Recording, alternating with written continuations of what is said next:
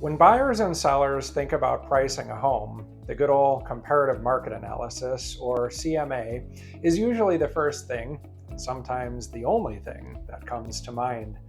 I'm Eric with Andersen Realty Group, and while CMAs are useful, they're not the whole story. Buying or selling a home isn't just about numbers, it's about judgment. And as Daniel Kahneman demonstrates in his book Noise, there's a lot more that goes into our decisions than rational facts. Our decisions are almost always affected by noise. Noise is the variability in our judgment that has nothing to do with facts. If this weren't bad enough, most people don't even recognize that it's happening. Two appraisers can value the same home and come up with very different numbers. Two buyers can walk into the same house on different days and have completely different reactions. None of this is due to the house itself, it's due to noise. And making better decisions about selling or buying homes begins with recognizing this. Kahneman distinguishes between different kinds of noise. One of the most important for real estate is occasion noise. This is the way our judgment changes based on things like timing, mood, or context. Imagine a buyer who just had a stressful day at the office, and now they're stuck on I-55 in rush hour traffic. They show up 15 minutes late to see a home, and now it feels cramped. The yard looks small, and the traffic noise out front seems unbearable.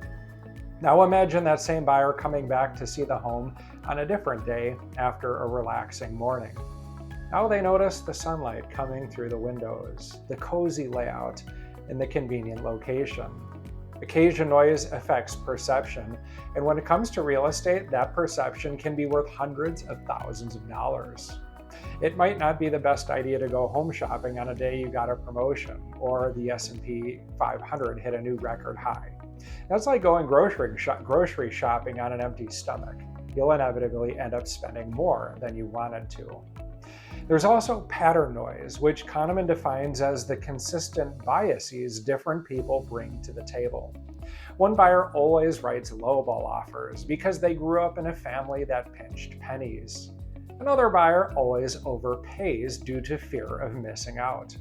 Sellers can fall prey to this too. They might anchor their expectations in what a neighbor got, or in the amount of money they need, rather than what's supported by the market.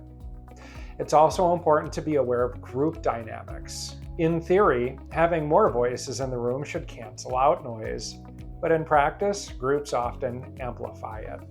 Family members fixate on different things. One wants an open kitchen, another is focused on the school district or the commute.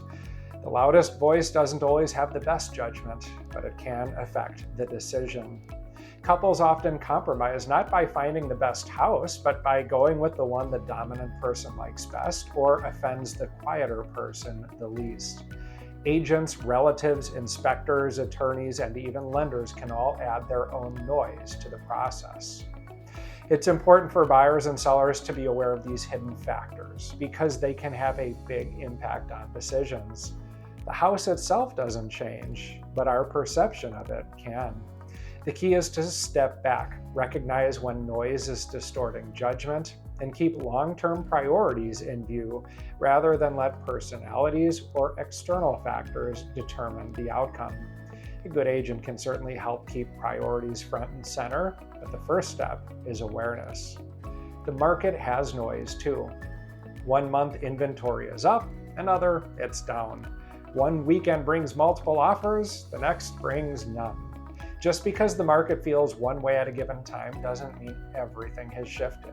As Kahneman reminds us, we're hardwired to see patterns even in randomness, which is why short-term trends can trick people into changing course prematurely.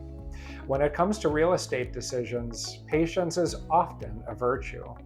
That doesn't mean you should sit around on the sidelines and wait when a great home becomes available and gets competitive, but someone who's done their homework and they've been patiently waiting for the right home to come up will be ready to act quickly, decisively, and present an intelligent, strong offer.